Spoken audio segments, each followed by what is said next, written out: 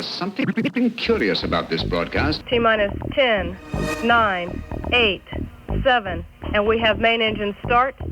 5, 4, 3, 2, 1, and liftoff. This is TGP Nominal. Commence episode now. All systems remain nominal.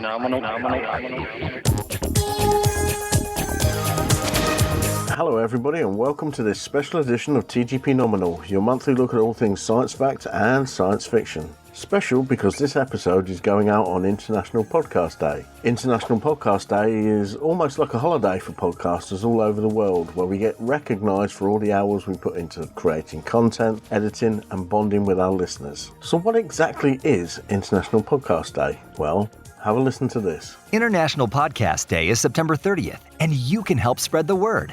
You may be asking, what can I do to get involved? It's pretty simple. Head over to internationalpodcastday.com and check the suggestions. Then use hashtag International Podcast Day to join the conversation. You can reach out and connect with other podcasters, listeners, and your favorite podcast hosts. Remember September 30th, International Podcast Day, a day-long celebration of the power of podcasts. The TGP family have been part of International Podcast Day since its conception. In fact, Dave Lee, who is one of the founders of International Podcast Day, has appeared on both the Garbage Pod and TGP Nominal on a number of occasions, and is also a TGP Nominal honorary crew member. I had the pleasure of catching up with Dave on the run-up to the inaugural International Podcast Day, which you can listen to the interview on the show notes for this episode. Dave and his father Steve came up with International Podcast Day back in 2014 and have hosted a live stream every year since. If you have joined us through the International Podcast Day socials, welcome to TGP Nominal, and I hope you enjoy your time with us. So who are we? Well, as I mentioned at the top of the show, this is the Garbage Pod science facts and science fiction based podcast, where you can find out everything you want to know about spaceflight, astronomy, science, technology and sci-fi. If you enjoy listening to TGP Nominal, then why not check out the other podcasts in the TGP family? The Garbage Pod started off as a magazine-style podcast, bringing light-hearted, unusual news stories to our listeners. Over time, the Garbage Pod evolved into the People's Podcast, because there are many interesting people out there that really deserve recognition, so we try to bring their stories to our listeners. We also have our annual Eurovision show, where we try to predict what will do well in the competition, and well, we usually fail. Or maybe you fancy a pint. Join us for the Garbage Pod Tap Room, our podcast dedicated to food and drink. Links to all our podcasts can be found in the show notes for this episode. So we're going to take a short break, and when we come back, we'll head straight into the main part of the show. Today, we live in one of the most exciting times in history for space travel and discovery. Missions like NASA's New Horizons and SpaceX's Dragon are expanding our knowledge of how far humans can reach into the universe, from sending satellites into deep space to potentially living on Mars. Inspired by recent discoveries of ancient solar systems and innovations in spaceflight vehicles, the World Space Week Association is planning for the largest space week since its United Nations declaration in 1999. Organizers and scientists alike hope this focus on discovery will foster discussions about the benefits of advancing space technology and where humans should explore next. I just see it as a beginning. Not just this flight, but in this program, which has really been a very short piece of human history. An instant in history. But this instant is gearing up to be one of the most influential and innovative in all of history for science beyond our planet. And this Space Week, we get a front row seat to take part in these activities. Space exploration and research back here on Earth is not just an endeavor for a few. It brings together the best and brightest of all nations and millions of fascinated Earthlings to wonder, work together, and innovate. This is TGP Nominal. Welcome back to TGP Nominal. As you probably know, our sibling podcast, The Garbage Pod, have been following the Paralympic movement from the London 2012 flame lighting ceremony at Stoke Mandeville Stadium to meeting Paralympic gold medalist Naomi Riches at Field of Force Day 3 in 2015. Leading up to Field of Force Day, I read a heartwarming story about Dan White. Dan is a huge comic book fan and wanted to share his love of comics with his daughter Emily. Emily was born with spina bifida, and one day Emily asked Dan why there wasn't people like her in these comics, and he couldn't answer her question. He also noticed that there was a lack of positive media coverage of disability. Disabled children deserve to be represented in books and on television in a positive way, without the sad music in the background accompanying their story. So Dan, who is an artist, decided to create a comic book aimed at children with disabilities about a group of disabled superheroes, each using their disability as their superpower. Born to be different, born to save the world. When we found out that Dan would be attending Field of Force Day, we had to meet him for the podcast. Dan has become a good friend of the show and is a TGP Nominal honorary crew member. Since then, he has become a disability rights campaigner and a motivational speaker. You might remember during our 10th anniversary episode last year, we mentioned that one of the highlights of our 10 years in the Podisphere was back in 2016 when Dan invited us to the launch party for the Department of Ability comic book at Hamleys Toy Store in Regent Street, London. During the day we met so many interesting people, including Paralympic GB Golden Girl Hurricane Hannah Cockroft before she left for the Rio 2016 Paralympic Games. Here's a little recording of our take of what happened during the event.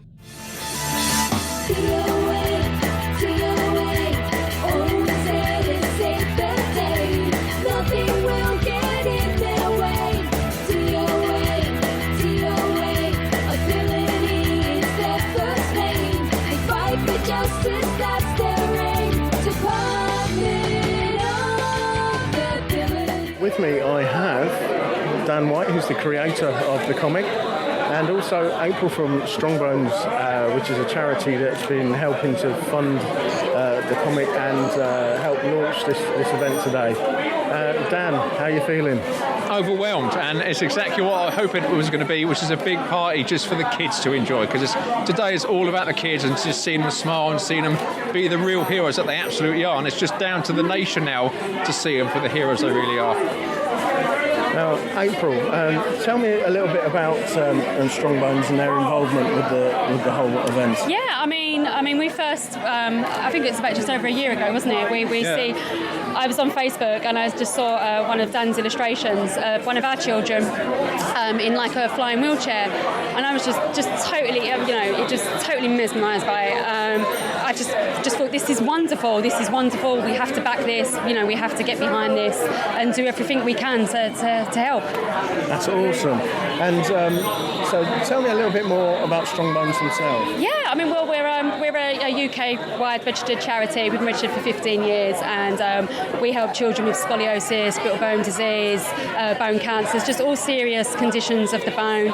And we help, whether it be through just some support, someone to talk to. We own 2 respite holiday homes that we send children away with. We provide all kinds of medical equipment, days out, organised parties, whatever we can really, just to help the families. That's brilliant. And how do you think the launch of the comic is going to change people's outlook and... just to learn from, I obviously deal with the families, just from my side, what it's just done for our families alone, and that's just the tip of the iceberg, is amazing. They're excited. You can see the smiles on the children's faces today. It's just amazing. I'm just overwhelmed. Dan, what can we expect from the rest of the day? Chaos, I can imagine. Hopefully chaos. No shoplifting, that'd be good. But just chaos, face paints, lots of mess, and yeah, just fun. We've got the colouring book, which is going out, which is the comic pre-taster, because I'm talking to writers from here and the States about helping to finish the comic. So that's my next job to do. But I just want to say a big thanks to April especially and her sister Rachel who just organised this, because they deserve to be knighted. And thank you guys for the support you've given me since day one. Yeah, absolutely, thank you. No problem. It's such a worthwhile cause, and the way you've just inspired everybody to get on board, and Emily as well. She's just an inspiration. She's a nutter, but I love her. She's a rock star. So I understand there's going to be a few people that we might know from celebdom turning up today.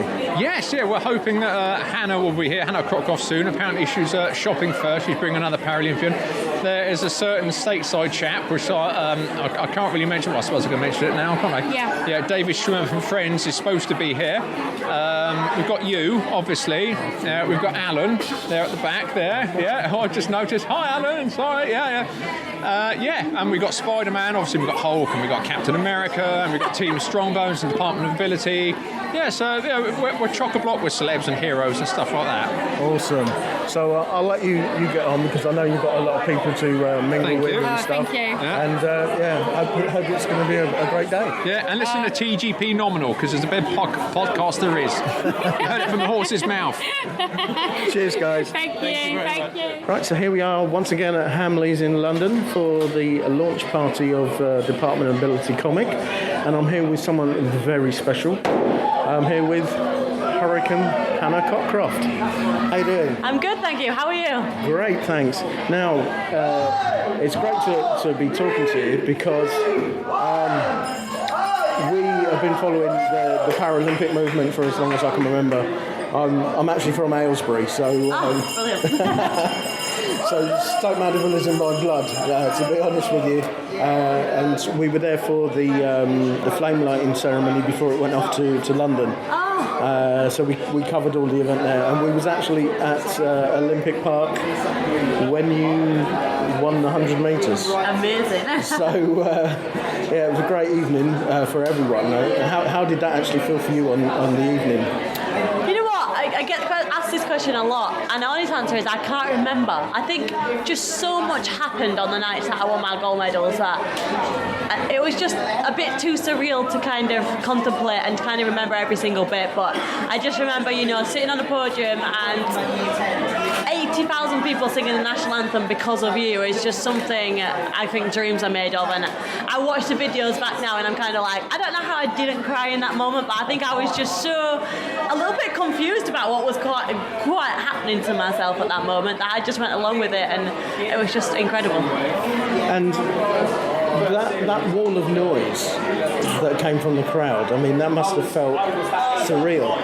Yeah, I was worried that it was kind of going to distract me or scare me, but you know what, getting out there and going from, I don't know, the biggest crowd we competed in front of being about 50 people to a full 80,000 people there to watch you was just phenomenal. It was just something else, and it was something that I don't know if we're ever going to get again, but just when you got out there and it hit you, and I think in the middle, in the crowds, I sat in the crowds too, and it sounded loud. When you were actually in the middle of that, it was like 10 times louder. It was deafening, and it was incredible. We had a bit of a situation, because we were sat there and we heard the crowd, and we were like, what noise is that? Because we wanted to join in, but we didn't know quite what noise to make. I think everyone was making their own noise, to be fair, and I thought that was great. Now, it's a great time to talk to you right now, because it's just been announced that you've been selected for Rio. Yes, yeah, indeed. How does that feel? A massive honour, a massive privilege. It's been a long 4 years. It's been a tough 4 years, but it's been a really quick 4 years too. I can't believe that. We're now at another Paralympic Games, but it kind of gives you that comfort zone now. I've done what I need to do to get there. Now I can just completely focus on, peaking at Rio, doing a good performance there. Kind of what I do between now and then doesn't matter performance-wise. I've just got to get some good training in and finish off what I've been working on. So I'm feeling good, I'm feeling strong, I'm feeling fit and healthy. So just have to keep training well, and hopefully everything will go planned when we get to Rio. Because you're doing another event this year, aren't you? Doing a different length? Yes, so 2 new distances this year. In London, I raced the 100 and 200 metres. This year, I'll race the 100, 400 and 800 metres. So a big new challenge, yeah. So how's that feeling for you, doing the longer races? I'm pretty comfortable in the 1 and 4, they feel okay. The 800 is a little bit out of my comfort zone, if I'm honest. I'm not overly confident with it. I'm not saying I'm going to go in there and win it. I'm just kind of going along with it. You know, it's tough trying to train for a sprint in a middle distance, and I don't really enjoy it that much. But it's a chance at a medal, so I've got to take it. And you know what? It's another chance to go out in front of a big crowd and represent your country. So just got to go out there and do what I know I can do, and hopefully everything we've got planned. It's just another challenge, isn't it? And that's what life's all about, is just challenging yourself all the time. Yeah, you know, with the 800 metres, I wanted to prove that I could do a little bit more than, you know, put my head down and push in a straight line. You know, I can go fast and I can do it for a little bit longer than 100 metres. So hopefully that'll go to plan. You know, it's a lot more thinking in the 8. You've got to, you know, come out of lane. You've got to work out who's the best girl to sit behind, or, you know, what lane you should be in and where you need to be at certain points in the race. So there's a lot of tactical thinking in it, which is not my strongest point. But like you said, a challenge, and I'm always willing to kind of take on a challenge and see how well I can do. That's brilliant. Well, thanks for talking with us, Hannah. It's been an absolute pleasure and an honour to speak to a gold medalist. Thank you for talking to me. Thank you for having me. Thanks. We just wanted to say a massive thank you to Dan and to April, because what you've done for our children and for disability on the whole, you've really turned it all around for us, and every little thing that you've done has just made a massive difference for our children. Can we have a big cheer for Dan and April?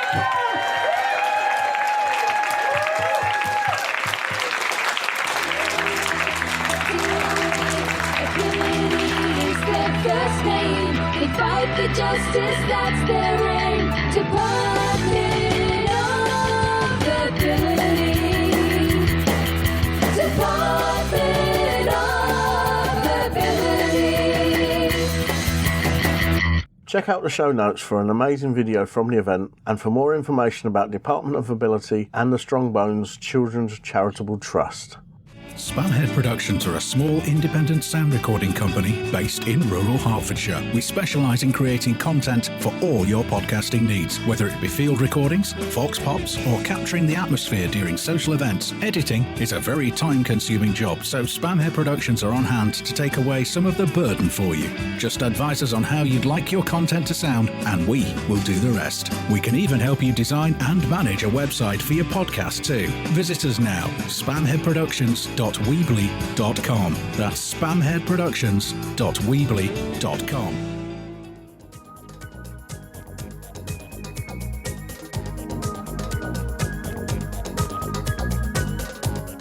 So we've come to the end of another fun-packed episode. I hope you enjoyed your time with us, and if you did, check out some of our other content. Next month will be the start of our 12th season of TGP Nominal, and to mark the occasion we will be resurrecting an old favourite back into the fold. That's right, it's the return of the monthly Sky Guide. Yay! The Sky Guide will still be in conjunction with UK Astronomy, but will be hosted by TikTok's very own astronomer, Bobby Boa Astolis. So that's really something to look forward to. So that leaves me with one thing left to say, and that's thanks for listening, stay safe, and happy International Podcast Day. Well, that about wraps it up for this episode of TGP Nominal. If you want to get in touch with us, then send an email to garbagepod@virginmedia.com, where your input is our output. Or click the social media icons at the top left of the page over at tgpnominal.weebly.com. If you would like to subscribe to any of our podcasts, you can do so via Apple Podcasts, TuneIn, Spotify, and YouTube Music. Don't forget to rate and review us. And if you like what we're doing here, then why not buy us a coffee by clicking on the donate button on any of the podcast pages. And don't forget to spread the word about us.